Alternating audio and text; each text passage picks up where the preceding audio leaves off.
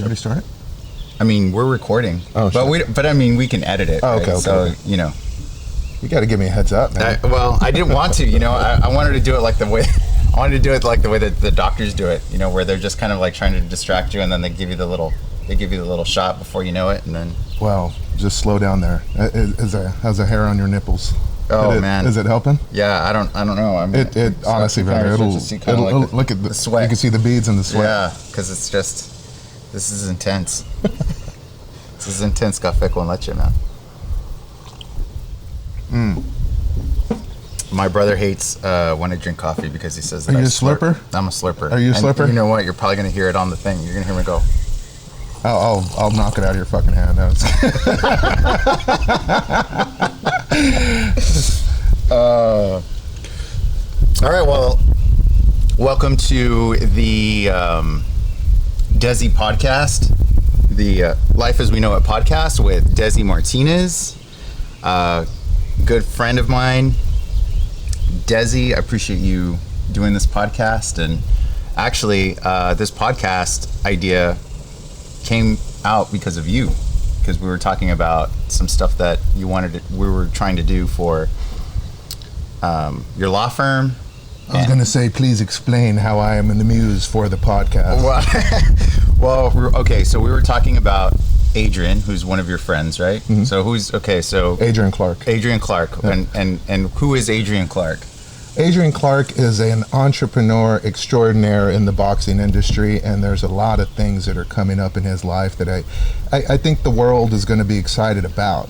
I'll let him talk about that when he gets there, but he's somebody I'm very proud to have a relationship with, and somebody I'm very proud to mentor and know, and he's going to do big things. Yeah. I mean, I think so too. I've met him. He seems like a really cool guy, and so we were talking about ideas, right? Adrian got this new job with a new company, and we were just talking about ideas, and you and I always have like these long marketing discussions and things, and so one of the ideas that I had was like, hey, what if you created a podcast with Adrian where you guys talk about like boxers and their life as a boxer and these things, and maybe you don't remember that. I do remember that, and I remember going, it's got to be about something other than the law, because you know what I tell you, and I'm going to say it over and over again, nobody gives a shit what an attorney has to say about themselves or about the law, right. Which is why I don't understand it, why attorneys always have to have their face on a billboard. Right. Nobody wants to see us. Right. No, it's not like we go, oh. That makes it much more interesting. Look at the guy's face with the tie on. I'm going to go to that guy. Right, that guy looks like he knows what he's doing. I've always said I don't care if my face is on it. I just need clients coming in the door from it. But again, that's another conversation. The reason that I said no podcast is I was like, dude, who's going to listen to it other than my kids when I make them and my mom? Who cares? Nobody cares. Yeah. Nobody cares. Well, after you and I had this discussion, I was like, I think that's a really great idea. Then I thought, what if I did a podcast? So I went out and bought a bunch of equipment. Another one of those thoughts you steal, you take credit for it. Like, oh, Jerry, I'm so smart, man. Yeah. I gave you that one, dude. You never give credit. Yes, over your marketing campaigns, we know who really came up with those ideas. Right. We sure do. I appreciate you letting me do this. I instantly start thinking that it's like a 70s radio show, and I need cigarettes, and my voice drops about 2 octaves. We should get the glasses with the because you can hear yourself. Yeah, I hate the way my voice sounds. Yeah, I know. This distorted medium, I'm much smoother. I know. In real life. Well, we can always edit it so that you sound super deep. Okay. Like guy on WKRP and in Cincinnati. Yeah, exactly. Yeah. WNBC. No, WNBC. I thought I was saying WNBC. WNBC. All right. So this podcast is Life as We Know It. This is really, really happy that you agreed to do this. I'm told a lot of different people that if you get to know Desi, and you do have you have had billboards with your face on them and things like that, right? And like to your point, as you were saying earlier, people see the face, people see the logo, the name, but they don't really know too much about the attorney. And everybody that I've talked to that knows you, and friends that I've that I've spoken to or that I've met through you all tell me the same thing. If people, you know, Desi's such a cool guy, I think, you know, it's important for people to understand the type of individual that Desi is, because if they did, whenever it is that they would need a lawyer, they'd feel pretty comfortable in working with you. So I appreciate you coming in today. And well, actually, I'm at your house and we're outside for those that might just be listening. But yeah, so tell me kind of about your upbringing, man. Like how, you know, talk to me about what life was like, your mom and your dad. And well, I don't know if you want to leave it that open, because honestly, we can go on for hours. I moved around a lot. Like I moved around a lot. There is no one place that I'm from. I call San Antonio home now, and our base is South Texas, Laredo, but there's not a lot, you know, it's not a very uncommon story, but at the end of the day, there's just a lot to it. I was, you know, if we want to do, you know, kind of Tom Sawyer, I was born, you know, so literally I was fighting to get out of the womb. I don't know if I told you this or not. I was born 2 months premature because the umbilical cord was wrapping around my neck, because I wouldn't stop moving. Like I literally wouldn't stop moving in the womb. And I'd like to think that it was just, I was fighting to get out. Mm-hmm. So I kind of like, I always thought I was 1 month premature, which I could live with. I found out I was 2 months premature, which is why, so the first thing that happened when they took me out, I was blue and I was hairy. I don't know if you knew that. 2 months premature babies are blue and hairy. No way. I was blue and hairy, and my dad's a pretty honest guy, and the first thing he did was, that's not my kid. I was like, that's not my kid. What the hell is that? It looks like a raisin with hair. So my mom, of course, is really young at the time.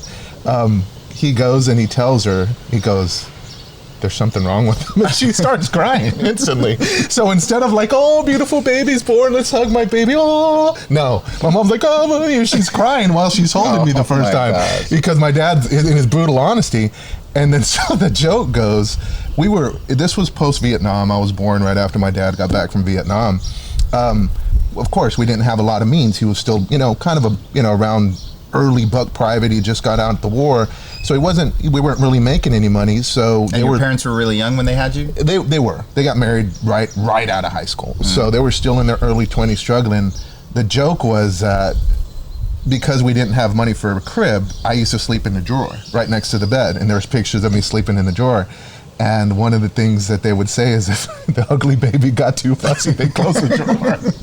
Now, that's, you know, and again, I can laugh now, but I remember when I was younger, that kind of affected my psyche. I was like, all right, well, I'll stay quiet. I mean, I'll be talking when you leave, but I'll be quiet right now. So it was just one of those things where that's where kind of life started in Fort Hood, Texas, in Killeen. And so your dad was in the military? Dad was in the military during those years, and we moved around. I started school in Germany with the German kids because my mom wanted me out of the house at 4. So I actually started school early because they start school early.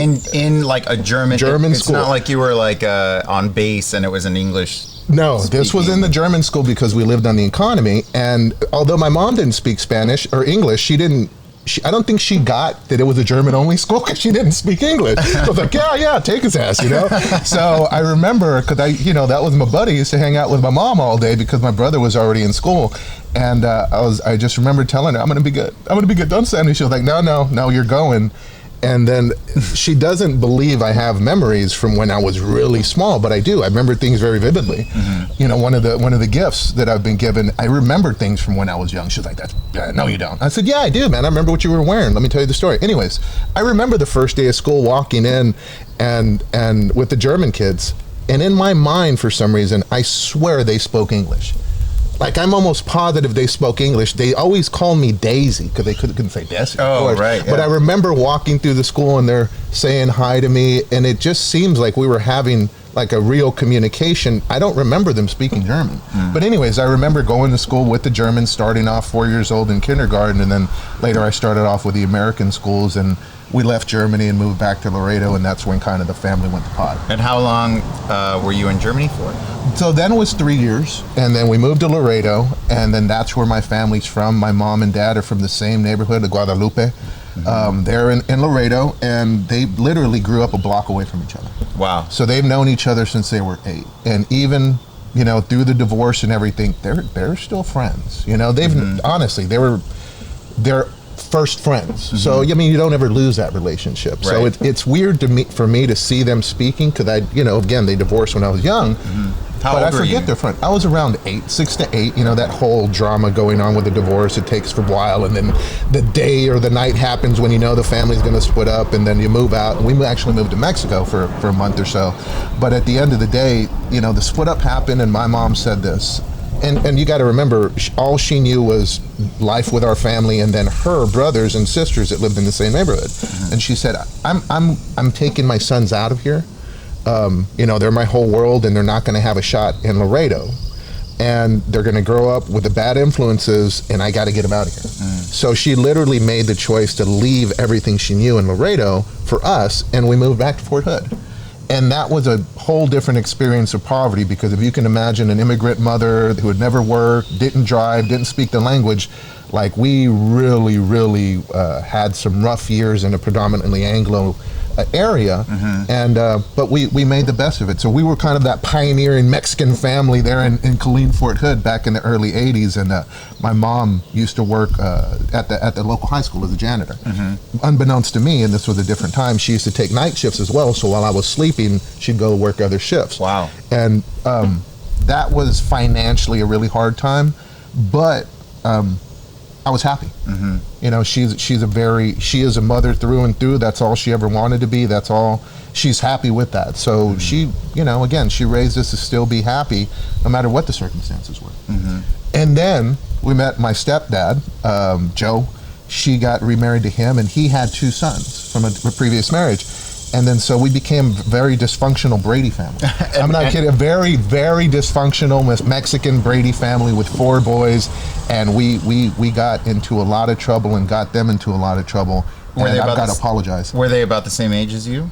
The other actually, boys? yeah. No, my stepbrother Joey is my age. Like, we're 4 months apart. We're the same age. And of course, we became really, really good friends on top of that. He's my best friend. And then my youngest brother, Eric, he was kind of, man, that dude was a handful. Yeah. To say the least, that dude was a handful. There was a lot of drama, but honestly, my stepdad, Joe, I always say this, he kind of saved us, because we were starting to grow, my brother and I, and we were starting to realize, we're poor. Like, we're poor. I don't like being poor. And we're going to do some stuff to get us out of being poor.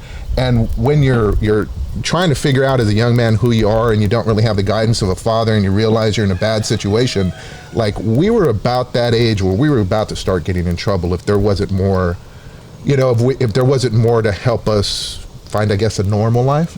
So he came along, and I always say that he kind of saved us. And I'm really close to my stepdad now, I think. But yeah, there were a few years there where there was a lot of clashing with the stepbrothers, and funny ass stories of us chasing each other around the neighborhood, trying to, like, me running them down to try to beat them up. I mean, just ridiculous things. But we're all really close now, and unfortunately our youngest brother doesn't live in San Antonio. He lives up north. Okay, so and how old were you when your stepdad? About 11. Okay. About 11. Okay, so your mom was single mom, doing it all by herself from about the time you were about 8 for 3 years. 3 to 4 years, yeah. They started getting married and all that stuff. But yeah. So I'll tell you this, man. Joe won my heart over with food. So that's the easiest way to a man's heart is through his stomach. Well, no, dude. It was like throwing a pit bull a steak, because it was one of those things where I was completely distracted. He was trying to date my mom, and you know, of course, you know, this is all I had in my life with my mom and my brother. So we were viciously protective of one another, and I wasn't going to allow this dude come around. I wasn't going to allow him to come around. So he would show up, and and he'd still tell you stories. I was kind of weird and quiet and shy and shit. And I'm just sitting there looking at him the whole time and not saying hi to him and staring at him.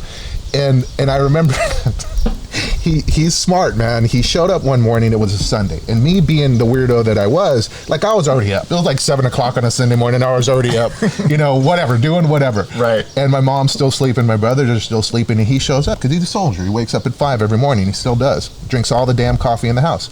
And he shows up with 2 boxes of Dunkin' Donuts, right?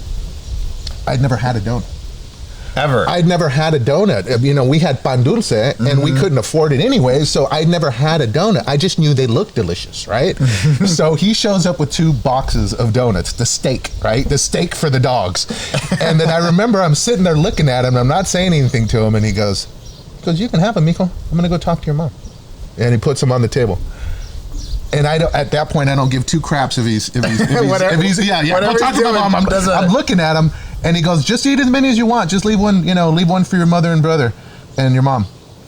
Or your mother and your brother and me. Okay, cool. This is 2 dozen donuts, bro. This is 24 Dunkin' Donuts. Oh my God. And I remember just, kind of almost shaking when I grabbed one because it looked so delicious. And I ate one, and it was like, and I was like, oh, that went down so smooth. And I remember I grabbed another one, and then literally the next 5 minutes is a blur, bro, because I remember going like I had sprinkles and chocolate all in my hair and in my ears, like it was a Cookie Monster. Like I remember, like I had lost. I remember everything. I don't remember those 5 minutes. All I remember is I couldn't stop myself. So at the end of the day, what ends up happening, like my thinking, my brain kicks in when I see there are like 2.5 donuts left. And then it hit me like, what did I had to leave? What did I had to do? leave 3. I had to what leave have 3. I done? There's only 2.5. I haven't even had any milk. I was like, and I remember going, donuts are delicious.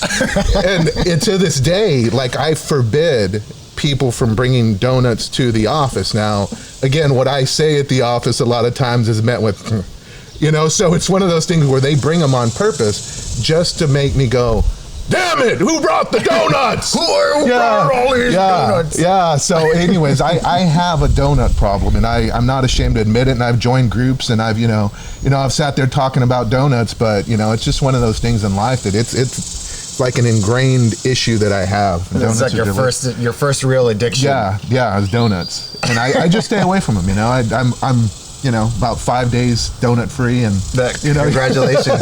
congratulations. Just keep it up. Keep up the good work. Yeah, it's deep rooted trauma, man. So that was that time, and believe it or not, we left Fort Hood, we left Colleen, where we had been there for 4 years at that time, and then we moved back to Germany. That was a beautiful time. We stayed there for 3 years. And then we leave Germany and go back to El Paso. And by this time we're young, teenagers, 15, 16, this is the early 90s. And that's where I graduate high school. And being so close to Juarez, and then it being the time that it was, we were basically given, free reign to do what we want as young men, because my mom trusted us. And I always think hindsight 2020, you probably shouldn't have trusted us that much because we were doing a lot of things we shouldn't have been involved in. So thank God we ended up leaving there. My dad gets stationed in Oklahoma. I wash out of college football, which had been what I was, trying to do at the time, is just play football. I loved the aggressiveness of it and getting all the anger out. What'd you play? What was your position? At that time, I'm not the world's biggest guy, but I'm a little bit bigger than your average Mexican. So I was on the line. I was a nose guard. Okay. And they were transitioning me to a middle linebacker, but I've got heavy feet, but I was a nose guard and a center, and I loved it. I loved it. I think it was pure aggression. I'd lose my mind, like with the donuts. Like I'd lose my mind. They couldn't give me plays because I would lose my mind. I remember the last game I played, they just said, Desi, just go do what you do. I was like, I couldn't be coached that well because I would lose my mind. But anyways, washed out of that, and then there was a university at the place where my dad was going to be stationed, Fort Sill, called Cameron University, and I was just given a second chance to play and then a second chance to go back to school. And this time I was getting older, and I realized that I really do need to take that opportunity seriously. And even though it wasn't a very hard college to get into, I think any school is what you take of it. What you again, there's good professors everywhere. It's what you make of the opportunity. And then from there, I went to law school at the University of Oklahoma. And then I kept on moving after that. And my mom moved here to San Antonio because this is where my dad wanted to retire. And this is eventually, after moving to Florida and continue to move around and start businesses across, different parts of the country and being a professor and blah, blah, blah, I ended up here. Wow. Yeah, it doesn't make any sense. In the summers in college and law school, my brothers actually lived in Austin. I literally lived half the year in Austin, half the year in Oklahoma. And, again, Austin was, at least at the time. During college? Yeah, during college and during law school, I'd spend most of my time in Austin and then go back to Oklahoma to go to school. Wow. So was school kind of like, were you always a really great student? Because, I mean, obviously, for the people that are in law or anybody who's attempted to get into law school, from what I understand, is extremely difficult. Like, you have to be, you have to be very studious, and you have to just read a lot. But were you always academically, were you a academic enthusiast? Not at all, man. Not at all. I was relatively lazy through high school, and it didn't help that I played a lot of sports, because at the time, honestly, my grades were kind of given to me. It was a given I was going to pass. I was going to stay eligible. And that didn't help my laziness as far as academics. And then on top of that, again, you've got to understand, if I'm being raised by a single mom and a stepfather and things like that at the time, I was a young teenager, I didn't communicate a lot with them. It's not like a lot of importance was put on school, so I wasn't a great student. I think I wasn't dumb, right, but at the end of the day, I was lazy. So when I got to college, I didn't have good study habits, but it was kind of easy for me because I stepped into a major that I think was kind of catered to what I was good at. And then I also had friends that, thankfully, and girlfriends that were good students, and they taught me good study habits. But I still wasn't ready for law school, and this is what I say about law school to everybody. It's not that minorities are at a disadvantage. It is this. If you've got the brain matter to get into a good law school, you've got it. You've got the ability to think critically. The difference is this, and it's kind of like a race. It's like a quarter horse race, okay? All the horses that are at the quarter horse races, they're thoroughbreds, man. They've got the ability to be there. The distinction is the training and the trainers and the jockey. That's what makes a great quarter horse, is the ability to pull that talent out, right? So when you start in law school, I think that people that are in a good law school have that ability. They're quarter horses, right? But what's the difference? A lot of the guys that I went to law school with, well, their parents were attorneys, and their parents were millionaires, and their parents had money, and they had educations and higher degrees. So the conversations they would have, right, at around the dinner table were about those things that led up to them going on their own path. But they had that foundation, that background, that training. Somebody like me, whose mom her head hurts when she reads. She's like, Nico, read it for me, my head hurts. I'm like, no. Like, that wasn't really stressed on us, so I didn't really have those good habits starting out in law school, because that wasn't something I picked up in life. Do you understand? Yeah. It wasn't, we can go lift weights if you want, but I can't. It was picking up good study habits to get ahead in law school. I didn't really start understanding that until maybe a year or 2 years into it, but I still relied on, I still got the brain power. Right. Well, that isn't enough when you're running with a bunch of thoroughbreds. Right. Those guys are ahead.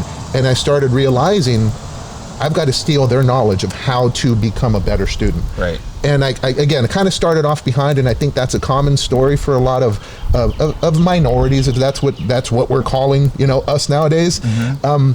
They just haven't been given the tools to get to that place when they start law school, and sometimes it takes us a little longer to get there. Yeah. So were those principles, and it's just like football, right? Studying and all of these things, it requires technique. You need to know what to do so that you can be really great at it. But were any of those principles, obviously working hard, seeing your mom work hard, I'm pretty sure that was sort of instilled in you. What were some of the other things that, sounds like you grew up on a lot of, bases, and your dad was military, and you kind of grew up around that. Were those kind of influential things that shaped you into getting into law school? Did those things kind of help you? One of the beautiful problems that I was allowed to have growing up was shyness. Like, after my dad left, I was confused. Like, I was a weirdo. I'm not even gonna deny, like, I was weird. and I was very quiet. It wasn't because I was scared, it was more so because I didn't think anybody really wanted to hear what I had to say. So it would leave me watching things. I would watch a lot. Like I would watch and I would pay attention, and then sometimes understandings would come to me about what's going on. So the reason I say it's a beautiful problem, you might look at it now and go, oh, you know, poor kid, he was so shy, didn't, you know, that's horrible. No, man, it was great, because again, that allowed me to really try to figure things out on my own. You understand? So although somebody's not having the conversation with me, explaining to me what's going on, I was able to absorb a lot of information. So what I did see, you know, from the soldiers was discipline. That's one of the tenets, I think, of success. You have to be disciplined. You have to have the talent. That's something you're born with or you're not born with. But again, from my mom, I would see the hard work. That's one of the tenets of success, right? From my dad, I would see strength. You know, so it's just one of those things where it wasn't like there was a blueprint for being successful.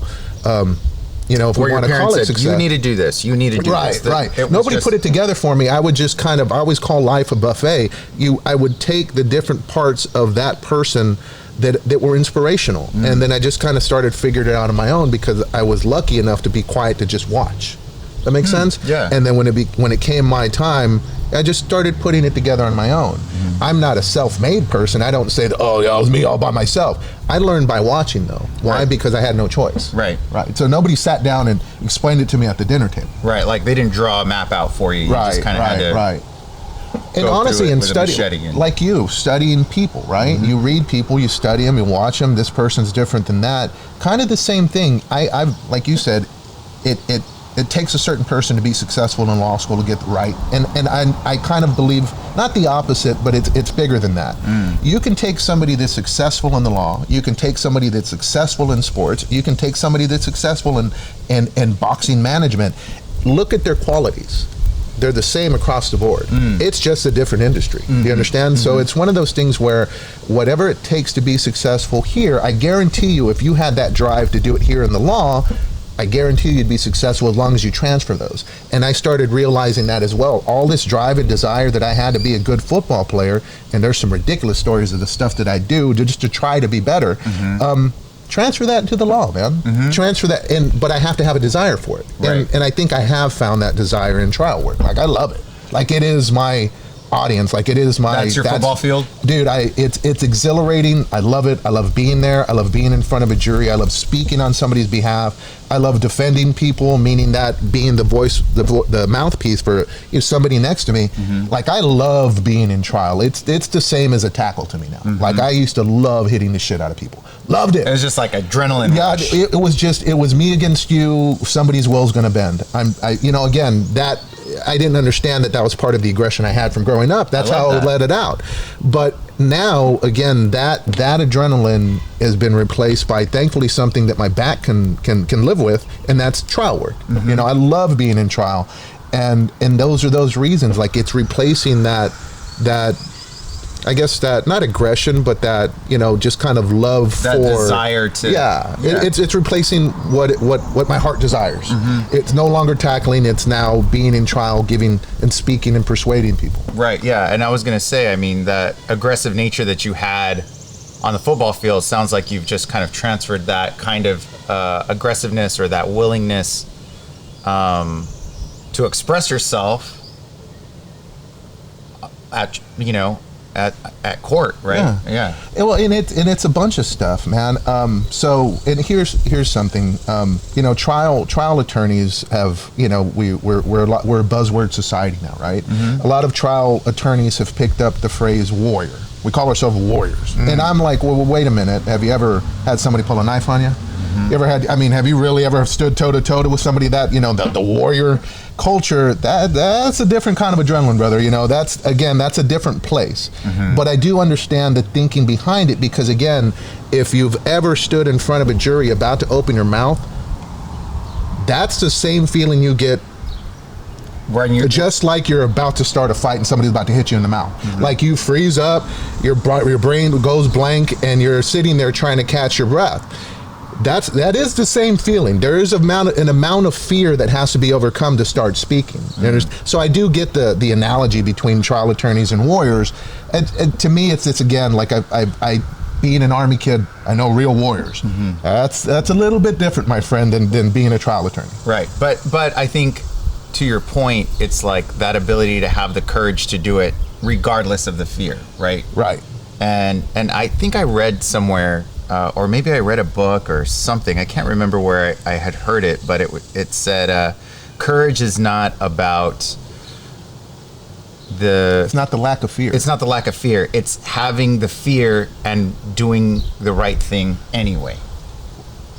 Doing it in spite of the fear. Right. Right. And I agree with that. And I see the analogies, but it's kind of one of those things. I think that, again, I look back at this checkered life. I think it prepared me for these moments. And I'm just, again, we have a lot of conversations as trial attorneys, and I work with a good group of guys that we learn off of each other. And one of the exercises we had one time was we literally had to pick an object out in the room and talk about it in relationship into why it's speaking to us.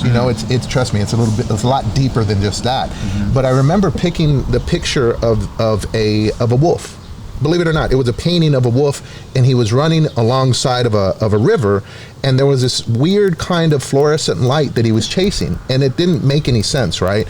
But that picture, I remember, spoke to me because I kind of felt like the wolf. Not for any other reason that this wolf, you could tell his tongue was wagging, and he was just kind of chasing it and kind of smiling and laughing, but he was still a wolf. And I remember thinking, that's kind of been this journey of mine. I'm thrilled to be here. I love being in this place where I've been given the ability to be a trial attorney and see the things that I've seen and do the things that I do and help the people that I help, and I'm just enjoying it, right? But at the end of the day, I'll bite your damn head off if I have to. I'm still, again, right. It's just one of those things where that picture spoke to me because you could see that wolf didn't belong, but he was as happy as a day is long to be there. Right. But at the end of the day, he's still a wolf. He's still a wolf. Yeah. So I remember that picture still, and that was up in Wyoming. We were at a ranch that Jerry Spence owns, just working with other trial attorneys. But it was, I still think about that painting, and I was like, that's kind of funny. I remember a buddy of mine was saying, that's cool. Yeah, that's awesome. And so you graduate, you're an attorney now. What happens? What happens after that? What do you do? Oh man, I'm still lost. Like, honestly, only because there were a few things I saw in law school that I didn't like. And unfortunately, I allowed those to kind of take over just my thought process about the practice of the law. One of the things, it's kind of, we say this now in the practice, sometimes paralegals are more lawyerly than lawyers. Sometimes nurses are more doctorly than doctors. Law students are a caricature of attorneys, and they do the things that people think that attorneys do. So they're very, unfortunately, I found a lot of pretentiousness. I found a lot of ego stroking. I found a lot of, this is me, dog. This is me, dog. And I'm like, guys, you're in law school. You literally are making no money. You've literally helped nothing or nobody just yet. Chill out. And I got kind of so tired of being around that, just speaking about themselves. I got this, I believe I got this trait from my mom. I just couldn't stand the pretentiousness. So I literally left the law. Like, I went searching for something else. And that's when I, went to go work for the university that I went to college at. And I was lucky enough to find a job there. And I was an administrator, an advisor, a professor. And I enjoyed it. It just, I knew it kind of wasn't my thing.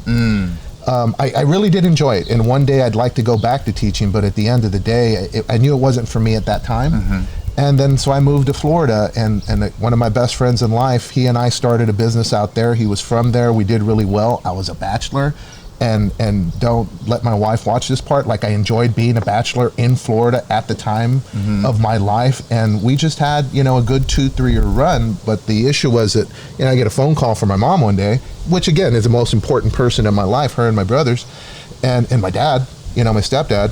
But she is it. She's at the pinnacle of everybody's life, and I didn't have any kids at the time. She said, "Hey man, you remember you said you were going to come home one day?" And I said, "Yeah, Mom, I remember one day." And she goes, "Well, no, it's time." And I was like, "Well, what are you talking about?" And she was like, "Well, they found a tumor in my pancreas." They had just found it on routine blood work. So pancreatic cancer is 99.9% fatal, right? Yeah. So I remember I literally threw my clothes in the back of my truck. I threw everything else in my place in the trash, or I sold it. And then I got on the road the next day, and I came to San Antonio with literally without a pot to piss in, just to go, just How to old come. were you at this time? I am now 32, and I remember I got a license to practice law in Florida at the time and a license to practice law in Oklahoma, but I literally had no job, no connections, nothing. And I moved to San Antonio, and it's basically to take care of my mom. But it was, again, God works in mysterious ways. I thought it was down in the dumps. It was one of those times where I was broke. I had nothing. And literally the thing that I did have in my life was disappearing, because of course we were scared. This was a fatal disease.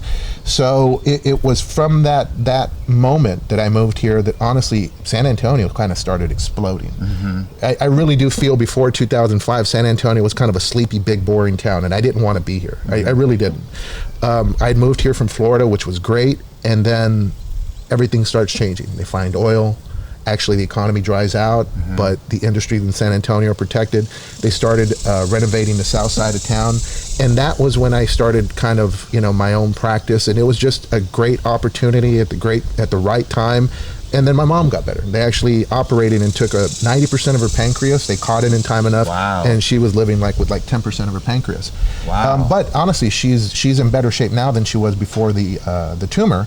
But that was how I ended up here. And I remember spending every single waking moment at the job force applying for job. I had applied at every law firm that was hiring, even law firms that weren't hiring. Like I kind of, listened to the voices in my head and listened to God and said, where are my talents?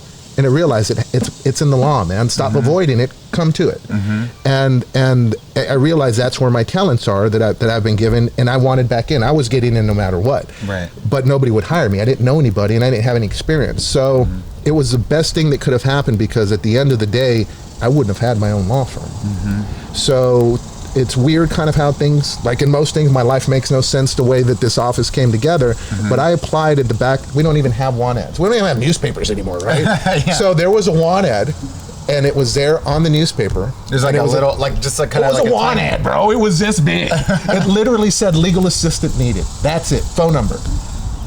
And I remember feeling defeated. I already had a job working night shift at a group home, and I had a job grading papers, and I was like, I got to get in the legal field. So I called, and it ends up being the office manager I have now, and my wife is working there, and it was a law firm that was looking for a legal assistant. And I didn't want to apply for that. I felt it was a little beneath me, but I was like, screw it, I just need to get in. So I remember I interviewed with them, and my wife is actually, this is funny. Well, at the time, not your wife. She's not my wife, but I think she instantly wanted to be my wife. So she's like, I'm going to marry him. I show up for this $10 an hour job, and there's nothing insulting about it, but I remember just thinking, I've got 2 licenses, bro. Okay. I'm a lawyer, dude, but okay, I'm going to do it. I don't care. I'm not going to have this pride on my face. And I remember interviewing and telling this guy, the office manager, who is now my office manager, and the attorney. John. Yeah. I remember telling him, I said, look, man, I'm not here to interfere. I'm not here to tell you what the law is. All I'm here to do is work and to show you my worth. If you need your car washed, I'll wash your car. You need a ditch dug, I will dig that ditch. I don't care what it is, I'll do it. Just please give me a chance. And they're like, well, how much do you require an hour? I said, look, dude, I have 2 jobs. I work already 12 hours a day. In order to commit my time to this law firm, I'd really like to quit one of my jobs. If you can pay me $12 an hour, then I promise you I will work as hard as I can for you. I just need to be able to quit one of my jobs. And the attorney goes, yeah, I don't know, we can do that. And I remember going, and then John looked at him. John looked at him and he goes, well, I'll call you. He was like, I'll call you. And then one day, I remember going, good gosh, man, I'm not worth $12 an hour. I'm not worth it. I said, it's cool, man. I'll find my way. So anyways, I started harassing, started calling. And while I'd been interviewing in there, my wife, Jessica, kept on coming out to the reception area. And then her and her best friend, who now works with us as well, kept on coming out, finding a reason to come out to the reception area. Yeah, I'm not, I play country dumb a lot, but I'm not that dumb. So I'm sitting there going, Yeah, I know what you girls are doing. Just ask for my number. If that, I mean, I already know. Yeah. I know what you're doing here. I know you want some of this, right? Yeah. So, but again, I was there, and I'm reading an article about Abraham Lincoln, and it always sticks in my head the phrase that he had said, because he was exactly my age at the time when he was this article when they were taking place. Yeah, when he didn't write it. It was about him, but he had written in his diary, and they put it in the article, and he had said, "I have accomplished nothing in my life up to this moment that the world would ever know I was here." And I remember going, damn, Abe was feeling the same way at my age, because remember, Honest Abe had lost every election ever up until the time he was elected to the government and, as a senator, and then he became president. He had lost everything. Everything. 16 different elections. Like, he had lost everything, and he was feeling defeated, and damn it, I understood that at that moment. But it was just kind of a little bell in my ears. The reason I mentioned my wife is not to embarrass her, but even though I'd interviewed and John wanted to hire me, they still weren't going to hire me. And Jessica, as the office, kind of like the assistant office manager at the time, simply went in and goes, "Look, hire that dude. I know you don't want to. I know you feel you're paying for too much, but we've had enough bad employers. Hire that dude." But she already, her wheels were already turning. She was like, "Hire that dude," and then she got her claws in me. And she got her claws in me. But that was the reason that I ended up being hired, and then a year later, that office, with a lot of other weird coincidences, if you want to call them that, blessings, we ended up opening our own firm. And so how old were you when you opened up your own firm? 30. I want to say 32, 33, brother. Somebody over 40, I'm losing years here, brother. I don't even know what today is. I know. Me neither. But I want to say 32 or 33. Okay, so you were at that firm for what, a year, 2 years? About 6 months. 6 months. I was there for 6 months, and then we left to another firm as a group, and then we realized that guy wasn't working out for us, and it literally came the moment where John, Jessica, and I, and one more person sat there, and they go, "We're never going to make it with this guy. Desi, what do you think?" And I was like, "Well, I'm married now. I've got a kid on the way. I'm not making much here, and I don't think we'll ever make it with the guy that we're working with. I kind of know his character at this point. You liked your Let's odds. go. Yeah, let's go." And there were doubts, of course, but we had good relationships with a lot of people, and we had, I promise, and this is something I say, and I think it's true to this day, and it always will be true. We can't control anything around us. We can't control the people around us or how they feel. We can't control the circumstances. All we can control is how hard we work. So it was just kind of one of those resolutions, kind of a pact. You work your ass off every day, every night to make this work, and with God's blessings, we'll be okay. And that's kind of what we started off with, was hard work, determination, and a prayer. And it ended up working out. Within a year, we had 10 employees, and now really? Yeah. I mean, it just started growing. Escalating. Now, paying those people, that was a different, but we needed them to help us with the clients that were coming in. So that was 2006, man. So what year are we in now? We're in 2020. I think everybody's tried to forget this year. So yeah. we're 14 years in. We're at over 20-something employees, 20-plus employees. And it's just continued to grow, and we've continued to be blessed, man. And our relationships have really, saved us during the lockdown. So let's go back real quick to Jessica. Jessica, she's chasing you down, right? You're the mouse, she's the cat. And maybe a little bit of vice versa, right? Yeah. But how long before you all got married? Like, what was that dynamic like? Because the spouse having the same business with the spouse, that I would imagine that could be challenging. But like, how's that how did that dynamic start, and kind of where are you all at? We were blessed with that, man. So I do think that it's hard for couples to work together, because it's hard for them to leave home at home and work at work, right? Right. I mean, there's a different dynamic from the workplace as opposed to the home, right? Jessica, we were blessed because Jessica, her family actually has a very successful restaurant business, and she grew up in that environment, so she saw her parents navigate that, and she was involved in it. And all of her brothers and sisters work for the restaurants and own restaurants. So it's one of those things where she was it was ingrained in her. Remember, a habit was ingrained in her very early. This is how you are at work. This is how you are at home. don't cross the two and things will work out. And honestly, it's worked out great for us. You know, it might be weird to other couples, but it's worked out for us. That's you know, great. we work well together. Now, how I think you asked another question. How did What's the dynamic? What's the dynamic? So I'll give you this dynamic, and it works for us. And it kind of she knows I tease her, and like I said, she is a better mate than I could have ever written down for me. Like, I remember praying for the right person to come along, especially when I was lost. You know, when things were going bad. And it's weird, the gift God gives you. It's not what you're asking for a lot of times. It's what you need. So what she was more than I could ever wish for, and by that I mean it. She's been my ride or die in every single sense of the word, because she understands there's just different dynamics to our relationship. There's a different relationship at home than there is at work. And at work it's one thing, and she's my backup, and so is John, and so are the very loyal employees we have. But at home we just have an old, very traditional relationship that works for us, because again, it's kind of how we were raised. It's how my mom raised me. It's how her parents raised me, and it works for us. And we found each other, and that's the way we raise our kids. I'll tell you this story, and I'm going to tease her because, again, it might explain just kind of, you know, how we are as a family.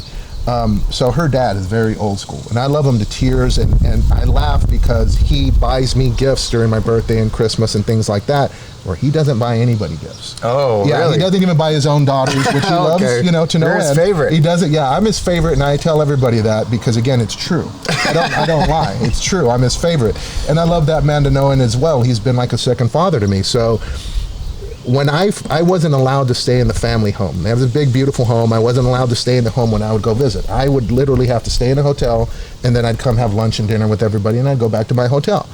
So Jessica would stay in the home, and when we first got married, I was allowed to stay in the home. Mijo is coming to the home, right? So I remember, you know, my father-in-law is not going to, like, hey, Mijo's asleep, nobody bother him. We get up at 4 or 5 to open the restaurants, but I'm going to stay here on Saturday with him, and you guys be quiet when you're waking up. Mijo's asleep. So I remember kind of waking up late. Everybody's gone, and I'm like, where, you know? And he was like, and he's sitting on the couch waiting for me because he wants to go hang out. I'm like, all right, cool. So I go, give me 2 seconds. Remember, I've been a bachelor for 33 years, so I've got my T-shirt, and I'm going to iron. I'm going to take a shower, and hey, we're going to take off and have some guy fun, right? So I'm walking across in front of him, and he's laying on his couch with his arms spread out. And he's like, Mijo, take your time. Everybody's gone. Just do what you got to do. And I'm like, okay, let me iron, man, and then we'll get going. And he goes, why didn't Jessica iron that? I said, brother, don't worry about it, man. I cook for myself. I clean for myself. She can't iron anyways, man. I'll be back. You know, so I go and I iron, and I remember as I'm walking away, he's like, Yaka! And then my mother-in-law comes running to his side, and he's like, and I'm like, this is kind of weird. I'm not paying attention to it. Mm-hmm. So I iron my shirt, and then I come back in front of him to go to the room. He's like, Mijo, Jessica's ready to iron your shirt. And I said, Suegro, don't even worry about it, man. She doesn't know how to use the water and the steam iron. I got it, brother. I'll be back in a minute. Vieja! And then she comes yelling. She comes running back. He's like, and then it's just kind of weird, right? So anyways, 2 seconds later, I'm sitting there and I'm putting on my shirt, and Jessica comes into the room and she is in tears, brother. And I'm like, hey, we just got married, man. I'm not screwing up. What are you crying about? I don't know how to handle this, man. I'm not good at crying. Mm-hmm. She knows this. I'll shut right up when she's crying. Like, doesn't matter how mad we are, whether we're in the heat of battle. Mm-hmm. If she starts crying, I shut up. I'm like, I don't know what to do with it. Right. Like a puppy, I don't know how to touch it. So I don't know what to do with her. And I'm like, what's wrong, man? She goes, you don't tell my dad I don't know how to iron. You don't say that in this house. And I said, what do you mean? She goes, you don't iron your shirt in this house without, checking with my dad. And I said, whoa, man, I didn't know that. I've never been allowed to stay here. I'm sorry. Here, go iron it. So we laugh. We laugh at that, but it goes on to another story, man. We're here. We just moved in. And Diego, our oldest boy, he's still about a year old, and he's a handful because we're starting the firm. Mm-hmm. We just bought the house. We're looking for lease space. We just had a baby. We really don't know each other that well. We just got married. Like, life is a lot of pressure at the time. Mm-hmm. And my mom's still getting over her sickness. Remember, she had just had her pancreas replaced. Right. So there was a lot of pressure. I just didn't know, because sometimes I shut it off and I just, I'm on machine mode. I'm just going and I'm not paying attention. I gotta go. Yeah, just that's the habit. Next thing. Right. I don't have time to think about it. I've just got to go. So remember, the only thing I can control is me, so I'm gonna go. She starts crying. We're about to, I'm about to cook something to eat, and that's a whole other story. I'm about to cook. She comes up and she's crying. She's like, Desi, you don't wake up with the baby. And I said, Jessica, I've tried to wake up with a baby. You wake up anyways. Why do both of us got to get up? If you're going to get up no matter what, even if I get up and say stay asleep, you're still going to get up. So go ahead. You can have it. You can wake up. Right? And she was like, that's not nice. You don't help me with the baby. And I said, what do you want me to do? I tried to wake up, I take care of him, I take him off. I'm like, what do you want me to do? And it was just kind of one of those moments of frustration. I get it. Mm-hmm. So she was like, you don't help me, I'm going to call my dad. And I said, well, you call your dad, man, get him on the phone. Like I was like daring her. She actually calls her dad. And then she calls him right in front of him. I'm like, oh damn, Suegro's gonna be mad. And she gets him on the phone. And and I can see her like, yeah, daddy, no, he doesn't get up with the baby, and then he doesn't help me with the baby.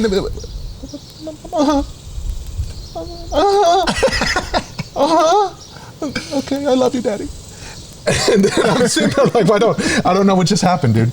I don't know what just happened. And I'm like, what? He goes, and then she wouldn't tell me, and she just, kind of gets a baby and goes back in the room, and I'm feeling bad. So later on it came out, she's like,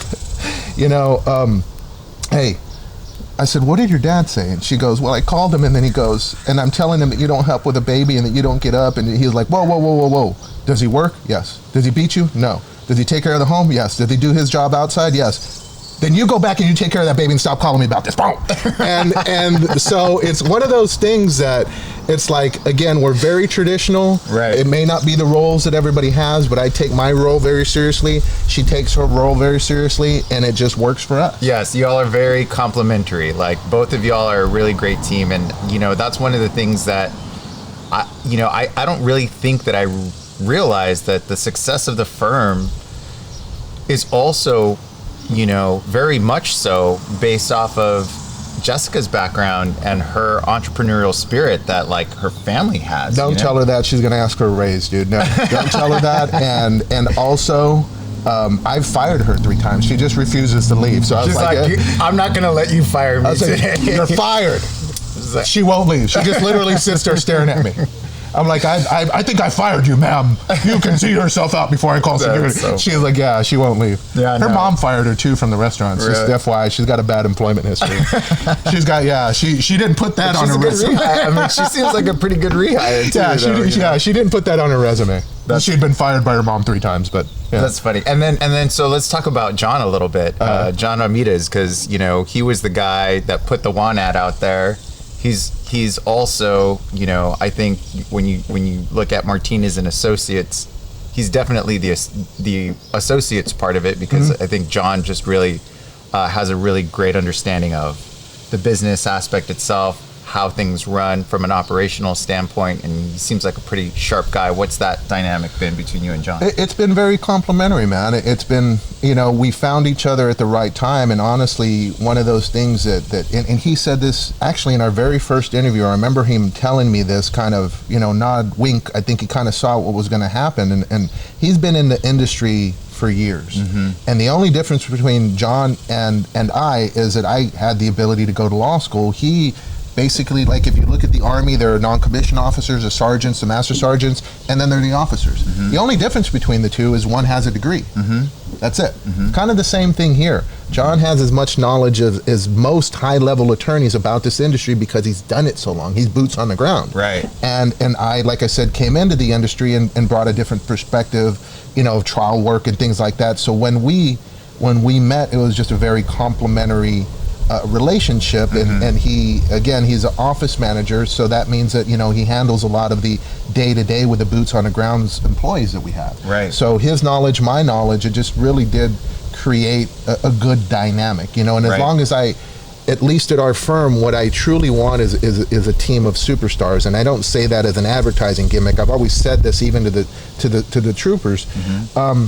you need to know your job from the ground up. You need to know absolutely everything about it. You need to have a good background in it so that when you're asked to do your job, you can make those decisions, not independently, but you can make the best decision possible, and you should have that experience. So it's one of those things, it's a bottom down approach, meaning that I'm handing authority down to you for you to be a better employee. I can't give you motivation. If you're not self-motivated, there's nothing I can do to make you motivated. This probably isn't the place for you. But I want you to have enough knowledge that you can make not an independent decision, because the law is a little bit different. It all has to be run by the attorney. But at the end of the day, you should know how to handle the situation through your experience and the things that we've taught you. So it's kind of that mentality with, again, our pre-litigation, our litigation. I am not telling you what to do on a daily basis. I expect certain things out of you, and I don't know how you get it done. Well, I do know how you get it done, but I don't direct how you get it done on a day-to-day basis. I just expect this at the end of the month.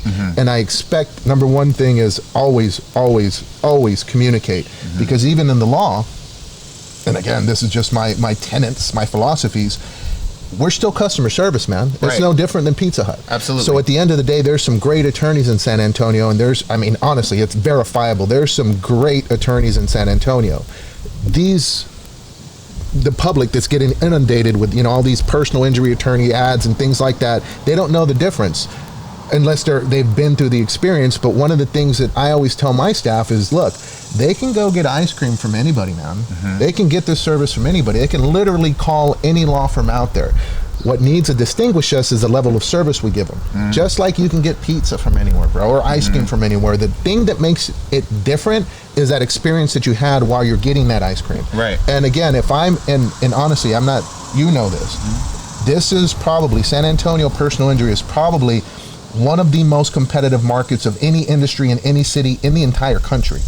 This is, I always call it the mecca of personal injury, because of where we're positioned and the type of attorneys we have here, and it's verifiable, bro. It's not me going, oh, well, San Antonio is great. No, look at the numbers, look at the verdicts, look at the attorneys. This is one of the most competitive markets in the country. And at the end of the day, for us to have even a chance of success, we have to do something different. My thing is, I think we're extremely competent and extremely good at what we do, but what makes us different and what I push on the staff is, you're not allowed to speak to a client or have a conversation with a client that I wouldn't have, meaning that they've never seen me blow up with a client or have an ugly conversation or not deal with the situation or not listen to a client. And if I don't do it, I don't expect it from you. So if I hear that you haven't been returning communication, that's a problem. Right. If I hear that you haven't been listening to a client or that you're not listening to what they're saying, we're going to have a problem. Because again, that's one of the tenets of our business success, whatever you want to call it. That is important to us. And it's, again, bottom line, and I think, just as a person in the world, I think we got to listen to each other a little bit more. Yeah, I mean, so going back to the firm itself, you got John, you got Jessica, you, and somebody else that you've brought up kind of throughout Mark, what you've been talking about. Well, Mark and everybody else, right? Because you do. I mean, I've seen the entire staff is fantastic, right? But the underlying person back there, the foundation of it all is God, because you've been bringing up God, and I know that you are very religious, and you've brought him up several times throughout kind of your journey. What is that? How does religion play a role in your life? And then how does that also, one thing that we haven't talked about yet is how much you give back to the community. And I've always said, like, man, you're doing so much. People really just don't understand how much you actually give back to the community that you serve, that you're already serving.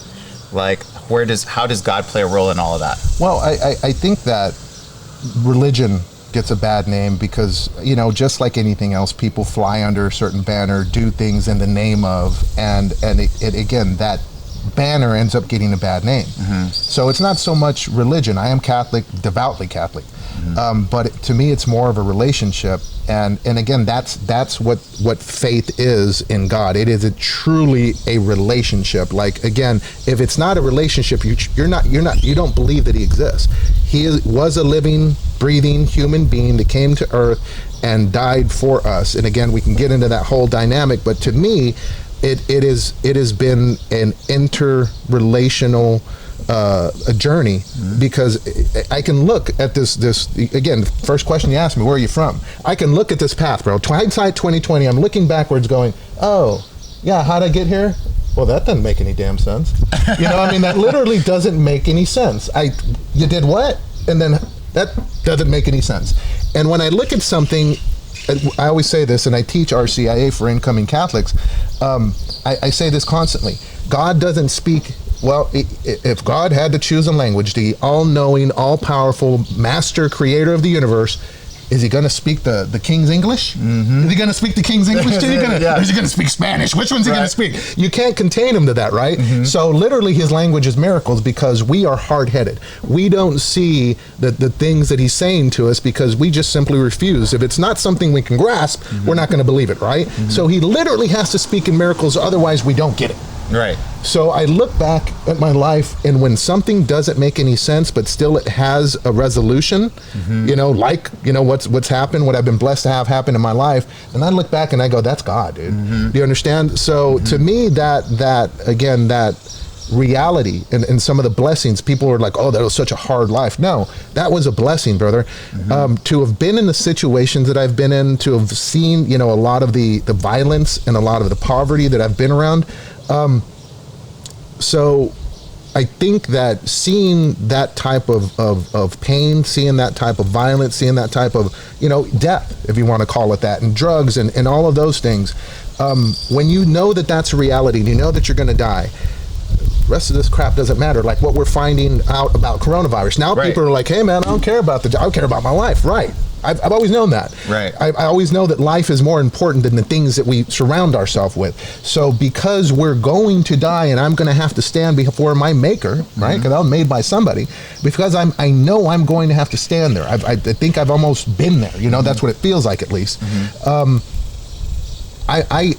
I do things not for the back patting. You understand? I'm not gonna be able to say, God, you know, I did give $500 to the food bank. I mean, right. Help me out. Right, or you know, as I'm dying, you know, I'm sitting on my deathbed going, you know, give me that Wells Fargo account. Let me look at that. You know, before I go, I got to see that account one more time. Let me just look it out of the zeros. And I don't care how much money you have. I don't care how much fame you have. I don't care how much power you have. You're going to die. Definite. Right. I can say this. I'm letting out 100% death rate. There's a 100% death rate, and you're going to stand before somebody whether you want to or not. So the things that I do aren't for back patting or to say look at me or what have you. Which is when you ask me, let's talk about it. I'm like, nah, bro, let's not. I'm good with where they are. But that's the reason. Again, it has to be real. The relationship's real. The life that I've been given is real. The blessings that I have are real. Well, guess what? In return, the things that I have to do are real. You understand? It can't be, you know, kind of the stuff that, hey, I've got about $5 left over. I wasn't going to do anything with it. Here you go. You know, here you go. Right. I've been and it's in the Bible. Right. Of those that are given plenty is expected. So the more I'm given, the more I'm expected to give away. Right. And it's not giving it away. It's basically, and this is something that people, again, people that aren't religious don't realize. But the church isn't a building, man. Right. The church is you and I. It's people. Do you understand? It is, spirit is in people. So at the end of the day, again, people are who you're supposed to take care of. Right. The church, yes, I do. I do give to the church. I want his place to be beautiful, right? If it's going to represent him. But at the end of the day, it's more so about what I do for my man, my fellow man, even if I don't like him, right? So I make it a point not to try to fight with other attorneys because I don't want them to get the impression that's who I am. Do I? Yeah. I can't stop myself sometimes. You know, I'm not. Again, I still have that inherent aggression. Sometimes I cannot put a muzzle on it. You know, but at the end of the day, I try to live this life with absolutely everybody. More so those angels that, you know, that are walking amongst us that we don't know who they are. You know, homeless shelters, the homeless. Honestly, people in Africa that I have. You know, relationship there that, you know, there are some villages that we've been helping. I mentor people. I'm associate judge at the juvenile court. You know, again, there's just several different charities that we've given to. So I just try to live the word. Right. Unless you put the word with action, it doesn't have that much effect. I can read you a book all day long, but if I'm not showing you how it actually plays out, then that's just a big brook, bro. That's a fairy tale. You understand? You have to put it into action. Right. So that's just what I try to do, and I don't preach to people, and I could never be. I respect the guys that are on the corner, beating the book. I can't do that. Yeah, that's not my calling. Yeah. That's not my calling. I'll show you through my life. Yeah, and I mean, you give monetarily, and then you also give of your time too. So I mean, it's not like you're just saying like, oh well, I don't have the time to do it, so here's a check or whatever. But you do that when people need help, and then you also give of your time too. So I think that's kind of noble in its own respect. Let me just take a little bit of a just digress here a little bit. For whatever reason, man. You always get upset with me when we do stuff. And I get upset with you quite a bit. You're going to have to narrow that down. Well, okay, the tie thing. Whenever we do a shoot. I found out what it was, Whenever man. we do a video, and if I don't tell you, you're like, make sure my tie is straight. You remember when we released the taco video and I told you, hey, man, no, go ahead, release it, Jerry. Hold on. So hold that thought, because I'm going to just tell you something right now. For whatever reason, somewhere between when we started and now, you have a gold piece of glitter right here on the side of your, right here on the side. I don't know how you got it, but it is right here. So I'm just saying, because on camera, you've got a, I don't know if my beauty mark, brother. It's I'm telling you, no, it's a piece of gold glitter right here, dude. I'm just telling you. I was going to say I shit excellence. I'm spit gold, baby. Gold is just coming out of your mouth. Baby. I'm just letting you know, because when you see the video, you're going to be like, I spit excellence. How come you didn't tell me about this gold piece of glitter? It's the gold that comes out of my mouth, man. It's on the other side. It's on this side. I'll get it eventually. As long as it's not mustard. It's not mustard. Or jelly juice. Yeah, I'm just letting people know it's not a piece of food or anything, right? It is a piece jelly of glitter. Juice? Yes. It's donut juice. Yes. I steal donuts and I eat them in the closet by myself. That's what it is. That's what it is. Well, okay, so I wanted to definitely say that. The other part that you mentioned too is we are in the middle of COVID, so I don't know how long this video is going to last on the interweb space. But part of the reason that we're outside is because we can't be indoors because of COVID things, and so people are here. I'm sure that you can hear the birds and stuff like that, and like the rooster in the background and those things. So I'm just kind of illustrating the picture of it all and why we're out here. But taco video. So you had a billboard out there, and it was you and Mark and Damon and Rick, and I don't remember if you brought it up, somebody brought it up, that it looks like a Goodfellas movie poster board. And then that's kind of where the idea came up of like, hey, wouldn't it be cool if we created a video where it's like you in this lawyer movie, and then we do this like little swap of things. It was and so I'll tell you exactly where the thought came up. I don't know if you remember, it was me, you, Penny, and my friend Zach Borrego, who was wanting to interact with you. And we're sitting there at lunch. We'd had a, like our ad meeting, and then I wanted to introduce you to Zach to do some writing content for you. I do need to reach out back actually, to that guy. Penny did bring up, hey, you know what would be funny? You know what I've seen? And then it just kind of went from there. And that's where Taco was born. Yeah, Taco was born there at lunch. Yeah, and not the idea specifically took some time to come up with, but that's where it was born. Yeah. That was the umbilical cord around the neck time. Yeah, that was fun. So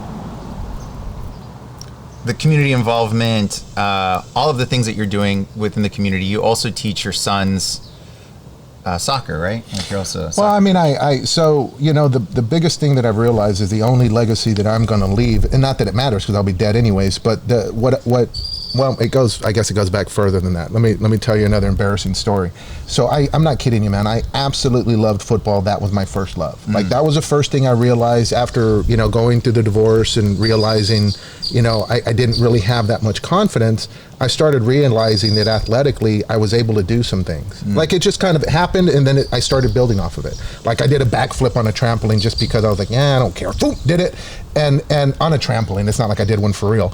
But it just kind of, I remember that moment happened, and then my brother was like, holy crap, you just did a backflip. I said, yeah, it wasn't that hard. You just got to commit to it. And then I realized, like little things started progressing from there. And then, so it was around that age, we couldn't afford for me to play football, when it wasn't free. So, because the uniform cost and the joining fee cost, and $5 was a lot. So I couldn't play football, like in Pee-wees or anything like that. Plus I was a little bit chunky, so they didn't have like the extra large uniforms for me. So, when I started in 7th grade, that's when I started kind of looking into playing sports. I knew there was a way to kind of get my aggression out. And then I started kind of building confidence, and I realized I'm kind of good at this. But we started moving around, not shortly after that, we started moving around, so it wasn't like I had somebody to really teach me the better parts of the game, right? And again, I was kind of quiet, so I wasn't, and it was a weird dynamic at the time with my family. I just, kind of stayed to my own. So I didn't really have anybody to ask, how do I get better? So I was just trying to figure things out on my own. I'd lift weights on my own downstairs.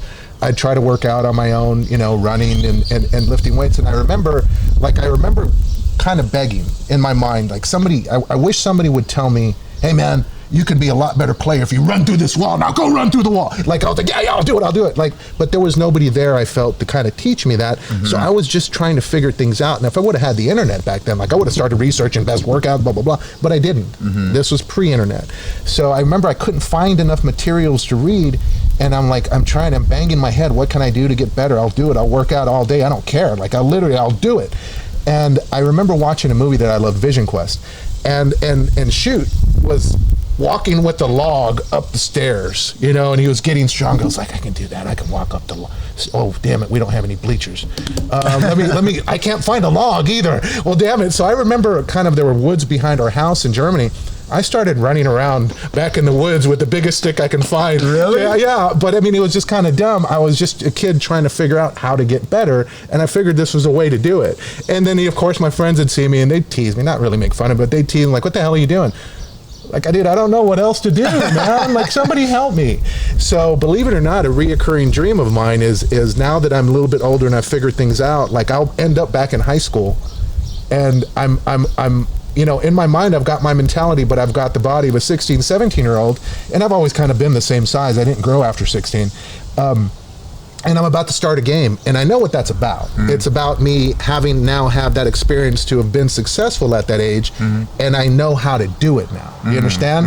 And unfortunately, that time is gone. I don't sit there living in the past, but one thing that it did do, because I'm very happy with where we are in my life, but one thing I do is I've always kind of committed to my children when I had them, I will teach you those things, even if you don't want to learn them, that I was never taught. Like, I'll share with you the knowledge that I'll picked up, and that's kind of my biggest, that is my biggest mission in life, to teach those kids what I know. Now, you don't have to do what I do, and trust me, my older son is nothing like me, and my younger son is a lot like me, but at the end of the day, they are their own individual people with their own individual talents. So you go your route, and I will teach you everything that I've learned in this life. And at the end of the day, you don't have to do what I did, but you got to do something. So again, the primary thing isn't so much soccer. That's what my younger one picked up, but it is that involvement. My time is supposed to be spent on my biggest blessing, which is my children. They have been. I am their ward. So it is my job to teach them those things that I know. And unfortunately, Diego, the older one, or fortunately, he's man, that dude is just got it in the head. Like, he's got it. Yeah. Like, he figured it out. Yeah. So he and I have long conversations, especially when I'm driving, about just certain things. We'll talk about issues of the day. We'll talk about why things happen.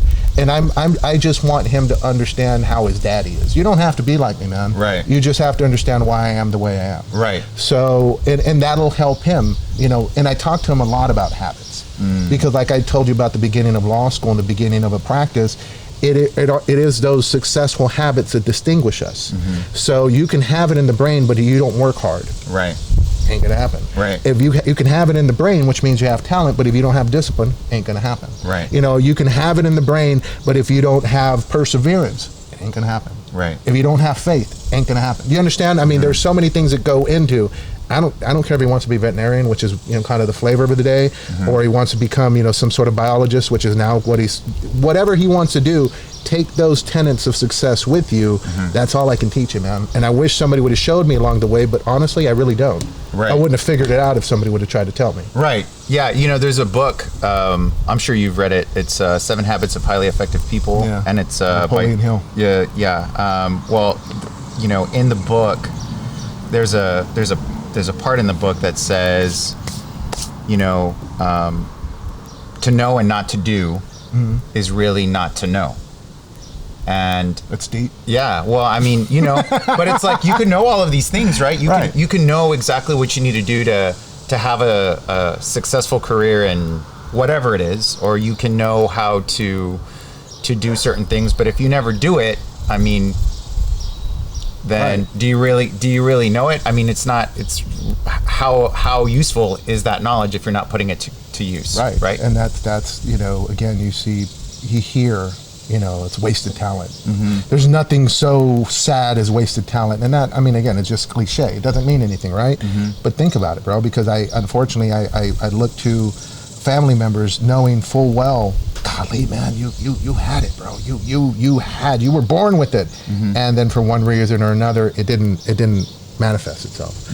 Or I look to friends, or I look to certain, and I'm not talking about anybody in particular, I'm just saying I've seen that ability, that blessing, that gift wasted because it wasn't coupled with all of those things that are necessary. So it's sad to see when you see somebody that has so much talent and they don't believe in themselves, right? Or they feel they haven't been given the opportunity, which we'll wait for the Bigfoot, the monster truck to drive by. Yeah.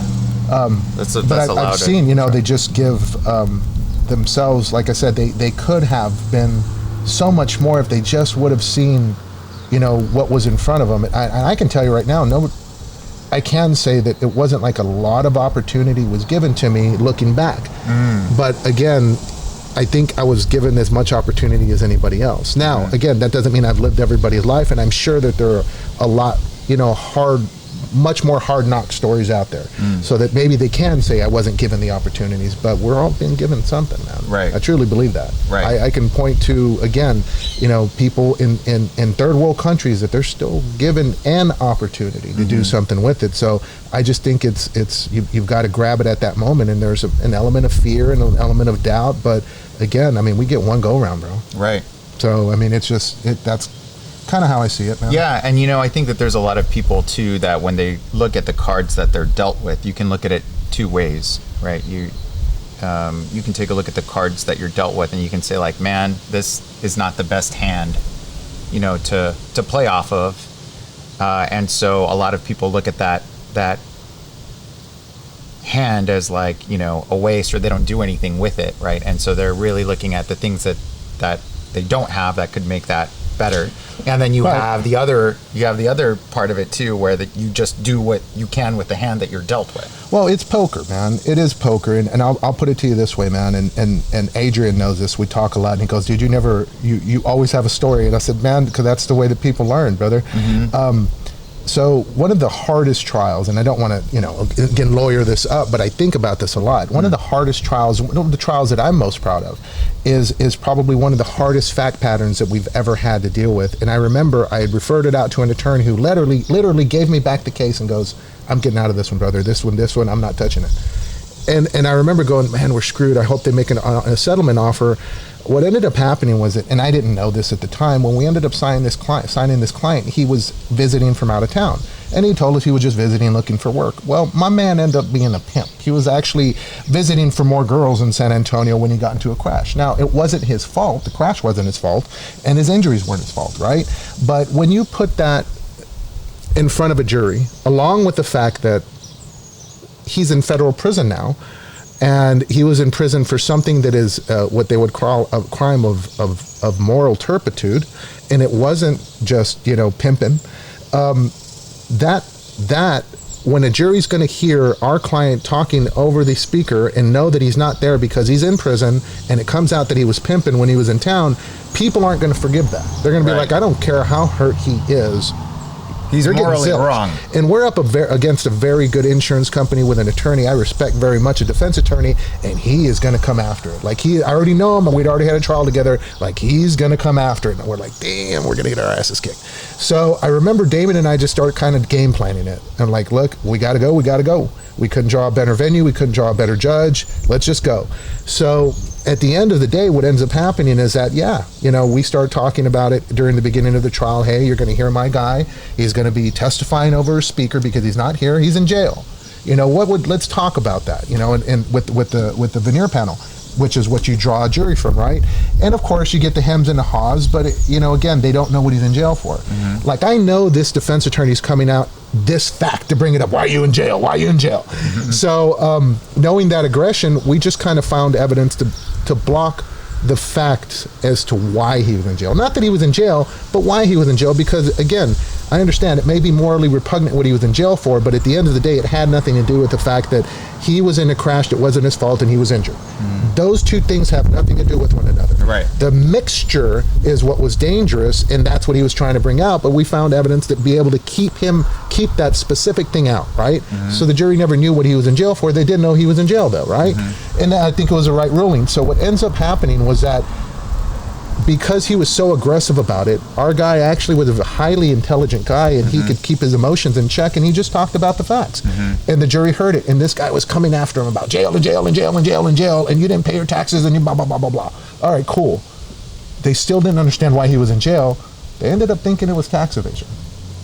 And ultimately, they could forgive that. Mm-hmm. Because again, it was during the recession. So it was like, okay, yeah, maybe he's in jail for this.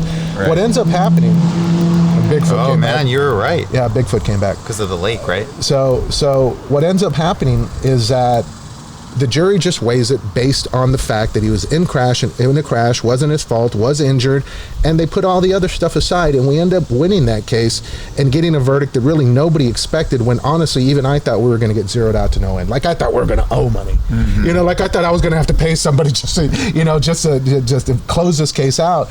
And it kind of left, the judge and the defense attorneys wondering, what the hell did you just do, man? Huh. And again, it was circumstance, it was luck, it was hard work, it was thinking things out, it was all those things that you bring to a successful practice and a successful business, and try to bring into a successful life. Mm-hmm. But at the end of the day, it was one of our best victories because we were given literally no shot. Mm-hmm. And those are the ones I'm proud of. I always say that, look, as personal injury attorneys, we all have those cases where, they're in the 7 figures, maybe even 8 figures.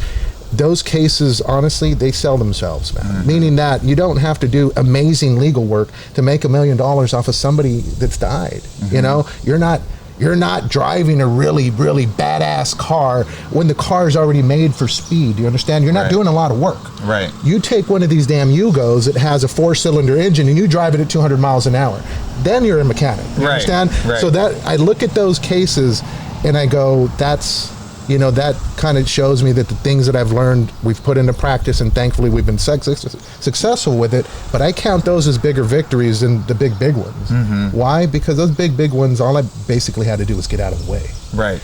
These we had to work up, and it's one of, there's a few cases like that where I'm like, yeah, it might not be the biggest verdict, but at the end of the day, that's my proudest work. Right. Why? Not because, again, it was because, again, we were given no shot. Right. Now, there are some altruistic stories of people that we've helped. We've gotten, big verdicts and small verdicts, but at the end of the day, some of the smaller ones, we were helping people. One lady, honestly, we got her $1,200. And I remember going, it's embarrassing. I think it's a crap verdict. I'm pissed off. Mm-hmm. And she's crying, and I thought she was crying because, she got sorry, $1,200. Yeah, we got $1,200 for her. Well, she was crying because she was happy. And I'm like, what do you mean? And she was a sweet lady. Mm-hmm. And she goes, well, my husband has got cancer, and they just told us he needs to have this study done, but we got to pay for it out of pocket, and our out of pocket was $1,200. And I was like, wow. Yeah. You know what I'm saying? So that's the kind of stuff when you kind of know you're on the right path. Yeah, I'm not going to put that down on our advertising that we only got $1,200, but that's the kind of stuff you remember. And that's when you know you're on the right path. And there's been a lot of clients that have come back and said, Mr. Martinez, you got me what I needed right when I needed it. Mm-hmm. And you're doing things the right way. Right. And is that the most fulfilling thing about what you do? Yeah, I mean, as far as I'll say it this way: as far as fulfilling, yes, you know that you see the hand of God in what you're doing, right?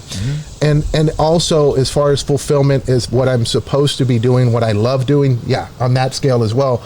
It's just, man, honestly, during COVID, we can't get in front of a jury. Yeah. And it's literally, I don't know when we're going to do it again. So I'm sitting here going, I've committed myself to every day doing something to make me better trial attorney, whether that's be reading, studying, looking at videos, thinking of lines of cross-examination. Like, I've committed every day I'm going to do something to be better when it opens back up. Right. But as of right now, honestly, I'm sitting there in the bullpen warming up for an indefinite amount of time. Right. Like, you don't know when the next game is, right? Right.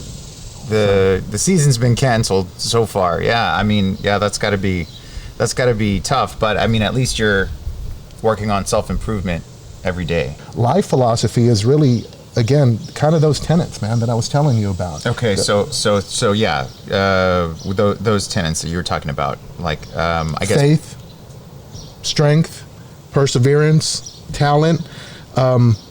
Those things put together, I think, and discipline. You put those things together again, and I think there's not a whole bunch that you can't accomplish, but I think they have to all be aligned. So again, I can't control anything, and I have to understand. Again, it's like the Serenity Prayer. Grant me the wisdom to know, change the things I can, to know and then basically know the difference, right, between those things I can't change and those things I can't change. If my life philosophy is kind of based around those things with faith at the beginning, and honestly, you're finding during coronavirus shutdowns that and you can read articles on it, people are coming back to prayer and they're coming back to base, because again, ultimately, our strength isn't in ourselves. And again, religion is a different talk for another day. But at the end of the day, I mean, I think a lot of people are coming back to that. Well, that's kind of the bedrock of my life, of our family's life. So when you talk about, or when you think about your life as a whole and kind of everything that you've had to go through, from the umbilical cord, from the beginning, from the damn umbilical cord, from pre Desi, right? From that type of perseverance to you come out as a preemie. Things from the onset are already, where it just seemed like you were already being born with challenges already from the get-go, and to where you are today. And in my eyes, I see you as a success because you live a very well-balanced life. You've got a great family, you've got, a wonderful wife, great boys, a fantastic practice. You surround yourself with really great people. You're doing well in the community. Financially, you're doing well. You've got a very nice and well-balanced life. To me, that's success. But, throughout all of those things to where you are today, and as we're going through all of this COVID stuff too, that presents its own challenges. But what would you say to somebody who is going through like those particular struggles, from a mindset perspective of trying to persevere beyond some of those struggles, because there's a lot of people right now going through COVID that are struggling, right? So what kind of advice would you give those people based off of your life experience? So to me, those people that are going through those challenges right now, it's kind of like being in a straitjacket, and the more that you're twisting and turning and yelling and fighting, you're actually tightening the straitjacket. That's the way I look at it. And I've been there, single, in a place where I don't know what the future's bringing, broke, like the more you twist and fight and twist and fight and twist and fight, the worse it actually gets. And unfortunately it creates even more pressure, the more pressure you're putting on yourself. To me, honestly, and this is kind of how we've spent our time indoors, guys, this is going to end. Regardless of what you think, regardless of how it feels, this is going to be over one day. It may be a year from now, it may be 2 years from now, but this is going to be over. This too shall pass. We've been around as human beings for countless years, dude. Thousands, if not millions, possibly. So at the end of the day, again, this is going to pass, and most likely we're still going to be here. You understand? So I would say this time, again, if you're in a cave and you do feel cornered and you do feel the dark coming around you, embrace it, man. Don't struggle, embrace it and quiet down and kind of to me, it's almost like a monk going into the cave of himself. What I like to do is honestly just slow down and take time on the little things. Watching my sons play with their water balloons. My workouts have almost been I hate to say it this way, but it's almost like a spiritual activity. Like I'm just slowing down and really kind of concentrating on myself and the things that I'm doing to make my body stronger and better. I slow down with my meals. I slow down with my prayers. I make sure that I'm, again, slowing the mind down, because again we're wrapping ourselves in all this despair, which is why we're planning on doing kind of a podcast as well. And if we get wrapped up in the despair of our mind and the despair that we're seeing on the news on a constant basis, it's going to take you down. So guess what? Slow it down, turn it off, and just kind of retreat into the cave of your mind, but in a more spiritual way. Just slow down. And I found that slowing down is kind of taking the panic away. So with 2 young ones, with all my parents still living, thank God, with my brother still living and sometimes needing a little bit of help with with certain things, with the office, a staff of over 20, with my wife, my in-laws, all of those things that I feel responsible for helping. Like if I allowed myself to, one of those things enough is anxiety filled. You understand? Just running an office and figuring out where the next 6 months are going to take you is anxiety filled enough. But again, I have a family, I have kids, I have a wife, I have brothers, I have mothers, I have a mother, I have parents, step parents, in-laws, people that I'm constantly on the lookout for, as well as my neighbors.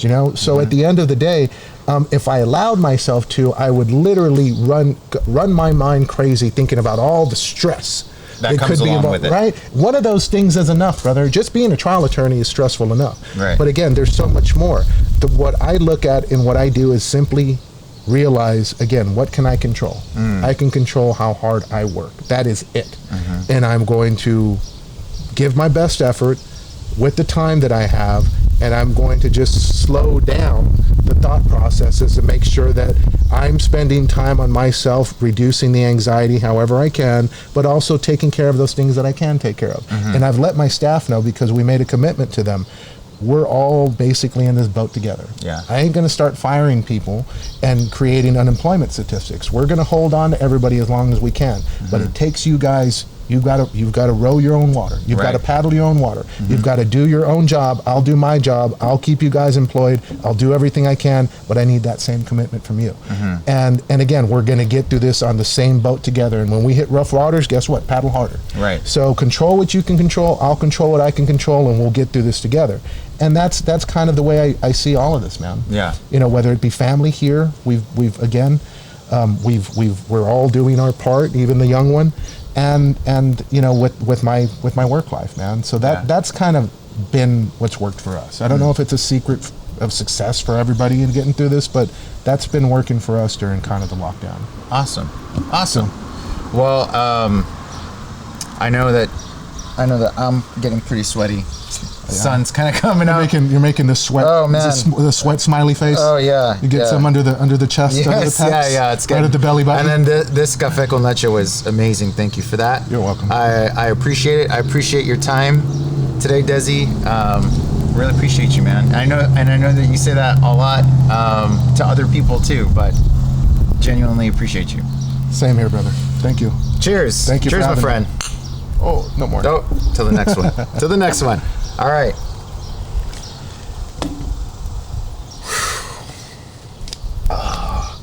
That was good, man. What time is it? It's an hour. I'm guessing at about an hour and a half.